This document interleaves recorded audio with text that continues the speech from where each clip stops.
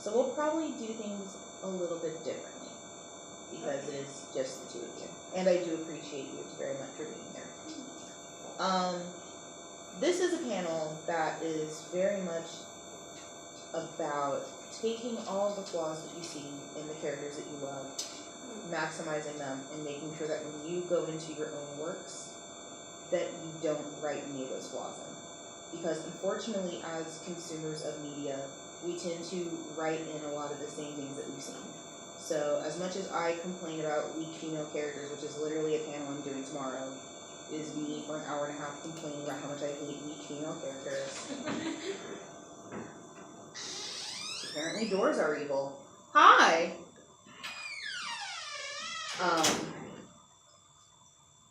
Because of that, I still end up writing the same weak female characters, even though I can't stand them. Why? Because that's all that's been taught to me. No one taught me how to write a better female character. No one taught me how to write a better male character. No one taught me how to write a better hero's journey. Except for Joseph Campbell, he did. But that's about it. So the whole point of this panel is to take a look at those archetypes, those tropes, those things that in a lot of ways are our framework, but also do hold us back in so many ways. Because when all you can do is compare to the media in front of you, unfortunately, a lot of times the media in front of you is hot garbage. And it's difficult to find yourself in any of those representational pieces or anything like that. So, because it is an intimate room, stop me, ask me questions. Probably not going to be as yelly as I usually am. If you've been to any of my old panels, I'm usually pretty yelly. So, probably won't do that as much, which is fine. If you want to scoot in closer, feel free. You literally have the room, and you have me for at least 40 minutes. So we're going to make the most of our time here, shall we? Sure.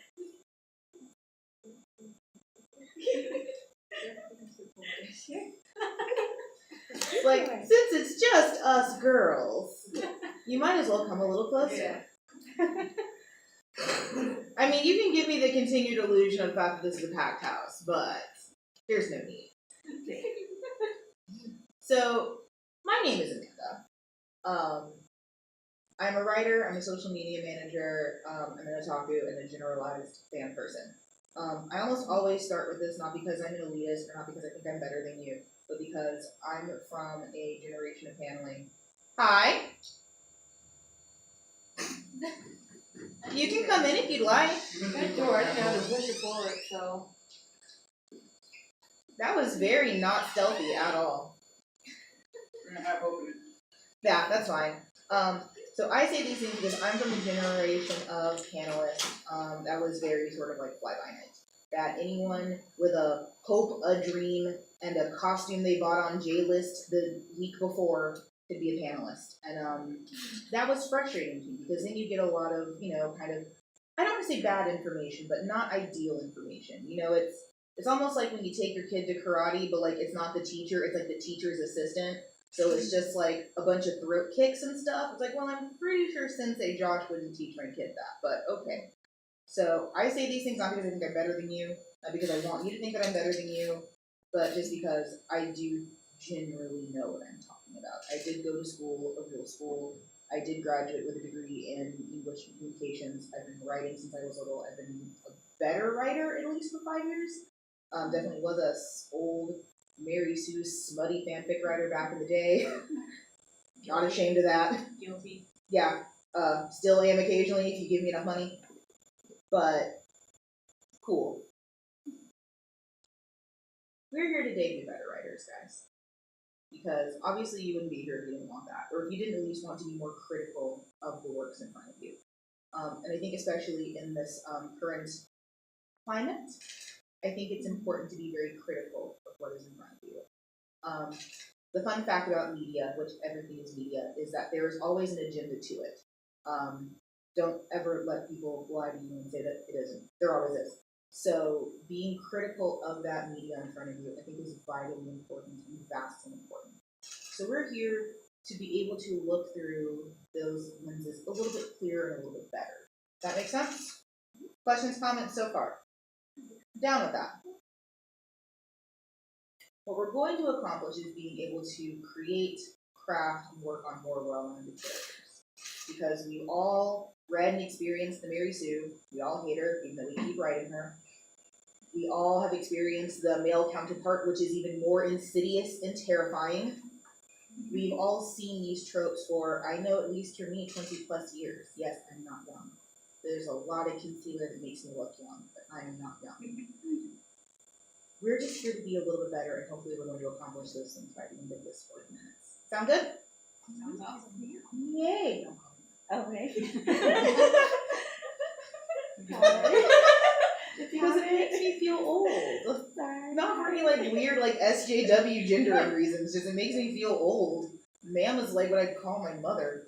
Sorry.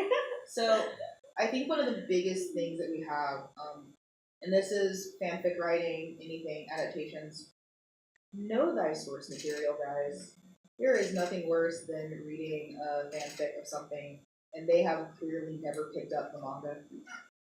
They have clearly never watched Gotham, and they're on this diatribe about how the Penguin and the Joker are together somehow. It's frustrating. It's exhausting. So I think one of the most important things that you can do is know your source material. And that can be stressful and difficult because I know I'm the most critical of the things that I love. Actually, you can vouch for me. Have I not spent the last 3 weeks ripping apart Fullmetal Alchemist? Yes, she has. And that's probably one of my favorite animes of all time. But because I love it so much, it can stand up to that criticism. I can rip it apart. I can say this literally makes no sense. I can say this is literally racist. And I can say this is terrible and not great. So, to be a better consumer of media, I think knowing your canon matters. Because then you can argue those points more effectively. And then you can be stronger when you go forth and then create your own characters. So, I'm a big fan of profile books and character books. He just got me the Inuyasha profile book, and I have been sleeping with it in a not gross way. Love that book. Already thinking of costumes because of it. Because now it helps me better understand something that I grew up with. And I forgot some of these things. I mean, Inuyasha is not a new series. I watched this when I was 13. That's been, 14 years? Yep. I've forgotten a couple of those things. Like, didn't know that Shishomaru was supposed to look like that sometimes. Okay, cool. Now I know better, so if I do get a commission to do a one-shot, probably won't, I'm old. Now I know. That a fair thing to ask of y'all? To know your source material before you dive into something? Fantastic. Research. When in doubt, research your stuff. I have so many questionable Google queries just because I needed something for a piece. Pretty sure the FBI assumes I'm a murderer. 100% sure with the way search queries are arranged, how long does decomposition take to set in? What is the coldest a freezer can get? Vampirism in Texas. That's a killer. So there's probably a little pin where my home address is. So if you ever see it on the news, probably me, guys. Didn't do it most likely. I'm chunky and asthmatic, not a very effective serial killer, just saying. Most of them are pretty fit. I'm not that. But research. If you don't know, dig. And actually, I think one of the most empowering things that I found as a writer is tangential research. So the symbolism attached to things. I spent a day and a half on rose symbolism in vampires. And it drove me down a well that was so not necessary for what I needed at all. But it helped me then later in other things. And it's great for trivia night if you ever do something like that. I was a research fellow for my university, and I think that's what taught me the importance of research and being a better consumer of everything. I'm old. To better understand my characters, we used to roleplay. I occasionally will do as well. If that's not your thing, that's fine. Hi. If that's not your bag, totally fine. Again, I'm old. This is what we did back in the day. I like it because there's something about role playing that can help you get things like speech patterns down that I've found uniquely interesting. So if that's not your bag, totally fine, completely respectable. I know that clearly I still exist in DeviantArt circa 2005. I apologize for that. You guys can come closer if you'd like. Okay, fine, bye. Again, in the addition of Amanda is old, I am from a generation that did in-character cosplay. So for the weekend, for whatever day I was not Amanda. I was whoever I was cosplaying. And do not call me by my muggle name. I will not answer. I did all the research, learned all the speech patterns, learned all the verbal tics, learned all of it so I could be the best insert character here. There is nothing quite like being able to embody a character to help you understand that character. And if that's not for you, totally fine. It's weird occasionally what things like trigger me. And not like in the weird SJW way, just like, I remember this from my childhood! This is actually one of my sewing machines. That is Fritz. He has been replaced by Klaus, who is much, much bigger. But I kept the picture of Fritz because he doesn't know he's been replaced yet. Because Klaus is actually too big for my apartment, and I can't prop him up somewhere. So Fritz does not know that as soon as I move, he's being replaced. So we keep the picture of Fritz up here, and hopefully he'll take retirement. I'm not gonna burn him outside. I'm not going to take a baseball bat to him. He's the first sewing machine that I bought for my apartment. And I love him. I named him appropriately, so. And because this was asked me the last time, he is Fritz because Fritz was the assistant to Dr. Frankenstein. So the right hand of destruction, which is why my sewing machine is Fritz. If you do draw, or know someone who draws, some of the challenges have been really, really interesting, like those Tumblr-y, DeviantArt, who still go there, challenges. I actually really like the sorting hat ones, like what alignment would your characters have if you are crafting your own? Or even if it's just a fan thing you want to do for someone else's work. I actually kind of like doing that for anime. At dinner last night, these two handsome gentlemen and I did an entire RuPaul's Drag Race casting of The Hunchback of Notre Dame. And I think we scared the entire staff of Fujias. And it was great. Because we're just sitting here, Fifi O'Hara as Claude Frollo. And it was great. So if you do any of these things, I actually really like them. The What Kind of Pokemon Would Your Parents Give You Based on Your Personality is actually recommended to you by Carlos. And we had a conversation that I think, that lasted a day and a half, didn't it? Because we're both friends, but we're both from different backgrounds. So the idea of what would our parents, with our two different backgrounds, our different economic statuses and everything, what our folks would give us and what our journeys would be like as trainers, it blew my mind. Oh my god, we probably would never interact if we did the Johto run. It'd be I'm off in contest nonsense while you're trying to beat the Elite Four. And I'm just over here deep in B-button club hell. So I actually, this is not all of them. There's a gazillion more challenges, but I like them because it makes me stretch in a way that I would not think of my characters in that way. So kind of having to force myself to do that, I actually think is very fun. Questions? Guys, I hate the fairy tale ending. I hate endings where everything wraps up neat and tidy and perfect. It's great in real life, because real life is garbage, and real human beings deserve real happiness.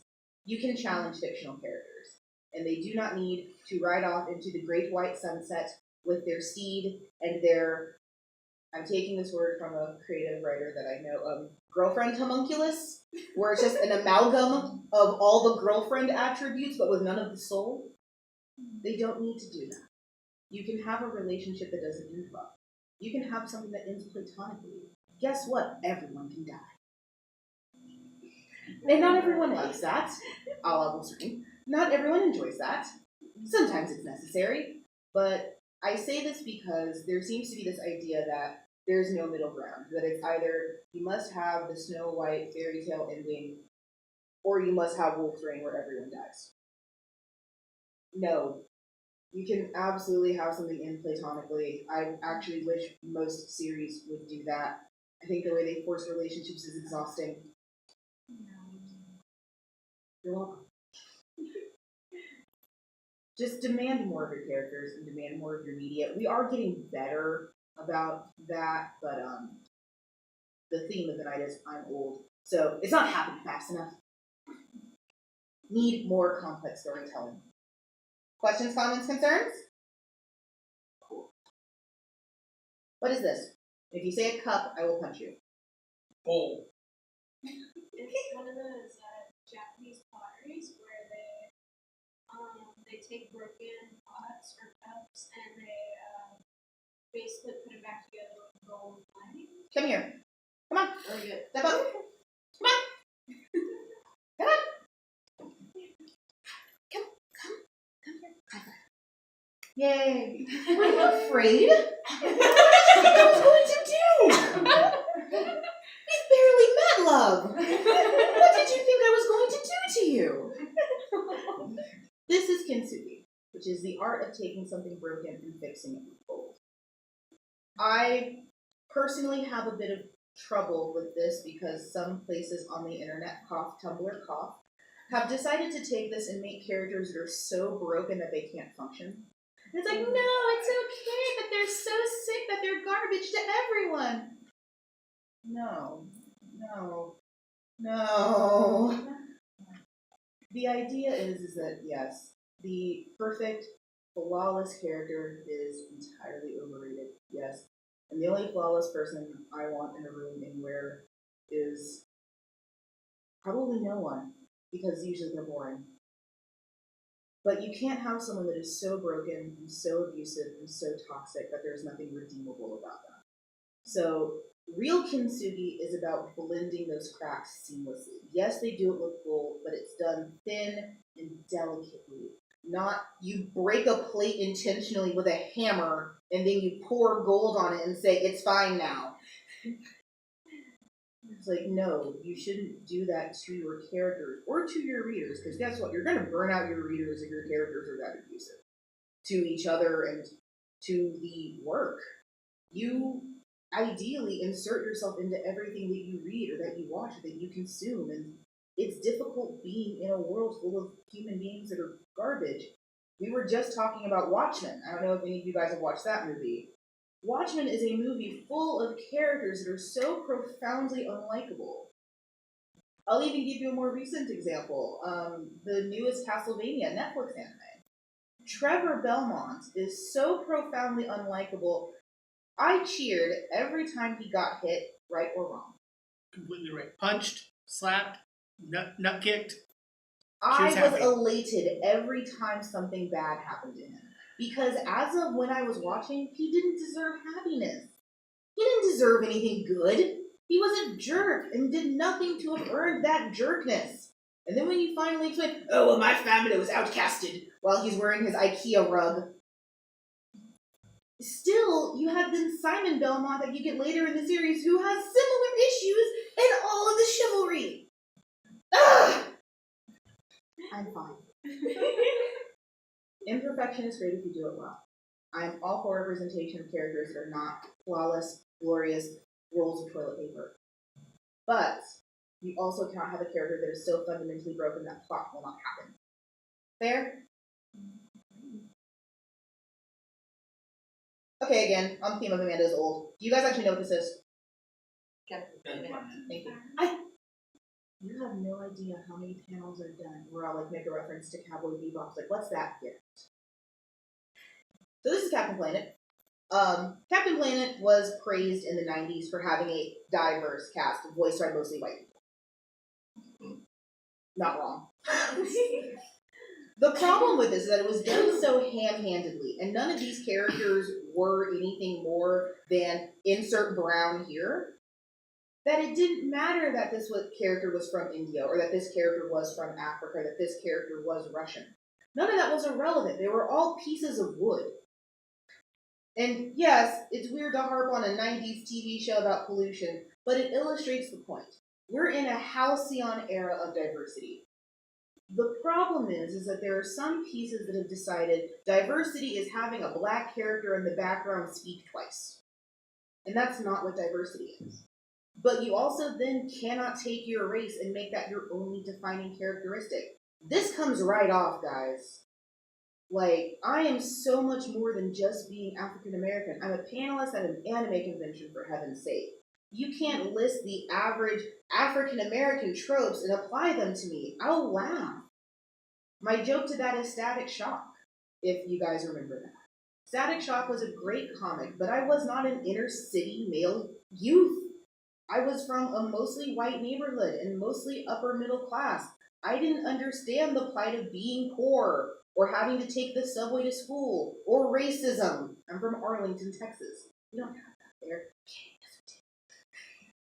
So I didn't understand this 16-year-old inner city black man whose friend's dad was a horrible racist and constantly lived in fear of the lights being shut off. My biggest concern was what grilled cheese my private school was making for lunch. So I got to have lunch in the cafeteria because I had a food allergy. I didn't have those same concerns. So you can't just have a black character experience. Oh, there's representation. Go, be free. It's not how it works. And male, female, everything. It's diversity is great when you do it appropriately. We're getting better. Still have a long way to go. Questions, comments, concerns? Good? Okay with this. Yes? Wait, so how do you feel about the new diversity casting? What answer are you hoping to get out of me? Well, do you feel like they were done right then? So, here's the problem with that. Just trying to push diversity. So here's the problem with that. No, I don't think they were trying to push diversity. And you know who tells me that? Amadeus Cho. Amadeus Cho, I think, is the best Hulk we've ever got since Hulkling. He's phenomenal. The problem with Marvel and diversity right now, and you can Facebook Live this, clip this, whatever, they gave us diverse characters, but unfortunately, the writing, at first, was not strong to support them. And tragically, their sales suffered because of it. When the newest Miss Marvel was introduced and everything like that, unfortunately she was a whiny little brat. And it didn't matter what she was to me, she was a whiny little brat. Her storytelling to me did not make sense for me to like her character. It's gotten better, that's fine. The diversity problem is that, for Marvel at least, is that you have these legacy characters that are enigmatic. Tony Stark is Tony Stark, Steve Rogers is Steve Rogers, and you can't just decide tomorrow Iron Man's going to be a sassy black woman. You just can't do that. That's not our comic book fans' racist problem. Some of them are. Most of them aren't, and most of us just want strong storytelling. And unfortunately, when a lot of these characters were introduced, their stories were not strong. I think actually, if you want diversity, DC did that better some places. And Marvel is catching up. Good answer? Mostly just an opinion. Yeah. Sure, what's up? How do you feel about the cast of as far as the diversity aspect? I mean, I think it's fine. I don't think it's anything to write home about. I mean, if that's... I said this in a podcast that I was on not too long ago. Shameless plug. If you can look to Overwatch and be like, wow, it is so cool to have a character that looks like me, it's not my place in this world to take that from you. So I might not personally feel super empowered by Overwatch, but it is not my place in this world to take that from someone who is. So my personal feeling, it's okay. It's fine. But if that does something for you, I think it's cool the way they incorporate some cultural things into designs and into weapons. I think it's interesting, but I don't have enough connection to the game to speak on it further. Is that an okay answer? Anything else? It's okay. Thank you for joining us for the time that you did. Guys, being gay isn't a character trait.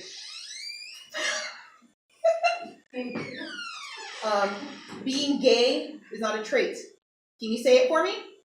Being gay is not a trait. Now, can it be a part of your character? Yes. And it should be. It is something that is of value to a lot of people. But when you are writing a character, the defining trait should not be gay, queer, whatever. We all have experienced this. It's getting better. Not getting better fast enough, but it's getting better. Also, don't immediately kill your gay characters. That's a... Am I speaking your truth? Yeah. Am I speaking your truth? I'm just sipping all the tea back here. Do not immediately kill your gay characters. See them. Oh, God, no. Yeah. Let them live. Also, they can love and it not be like weird fetishy. Just gonna say. It's sad that this, like, yeah. I'll say it. I am bisexual. And that is a difficult thing to have represented because the synonym with bisexuality is whore. So I tend to not push for that representation very much. I'm, again, conservative. I'm of the camp that if you feel like you cannot represent that adequately, don't. If you do not feel like you can capture a trans character, I'd rather you not than offend somebody. Now, this is the internet. You have no excuse to not be able to write a complex narrative. There is a million documentaries, resources. I'm sure actually, considering modern trends, you probably have a friend who is LGBT, trans, genderqueer, or something. You likely know someone very close to you who is all of those things. Sit down and go to Starbucks and ask them about their day. What is it like being you? And if they tell you, hey, literally, it's just like being you and stop fetishizing my life, then accept that. Because that's probably what you're going to hear. Is, how do I write a trans character? Well, you write a character and then you apply the proper pronouns. I know that sounds terse. I know that sounds short. But as many good things as we're doing with media, this is the one thing we still haven't managed to do right. And it is high time that we do this right. There. Have I spoken all the truth? Spilled all the tea. I got my go-go juice, so we're on it. What is this? Thank you. I like you. You can stay. Yay. Guys, who watched both of the most recent Star Wars movies? Who can say they liked Rogue One more than The Force Awakens? You did? Really? Fair. Why do you think most people liked The Force Awakens more? And it has something to do with the words on the screen. I just would like to. There wasn't enough lightsabers. That's just me. Fair. Okay, so, point. Jen was not an active character. She got pulled along this entire movie by Cassian, by bomb-ass C-3PO, by Galen with his weird cotton candy hair, and his weird tentacle beast that no one talks about for some reason, except for me. I will go to my grave asking why he had a hentai monster until I get an answer. There's been 2 Star Wars movies with hentai monsters, and I demand to know why. Sorry, I said I'd be less yellow than I wanted to. I will need to know why both of these movies felt the need to have a tentacle beast. Anyways, Rey was very active. She picked up BB-8 and took him to safety. She helped everyone. She was an active participant in her role. Was she a terrible Mary Sue, though? Yes, and I hated every part of it. Oh, look, you can actually use the Force. Woo! Nonsense. When you ever start noticing characters being passive, you start to not like them, and it's annoying, and they're not as memorable. Now, is that done intentionally? Sure. There's plenty of examples right now of characters who are more submissive, passive, and let plot happen to them. That's fine. Typically don't like those kinds of series, and they're definitely not fun to be in for a very long time. Fair? Cool. Stakes and consequences, guys!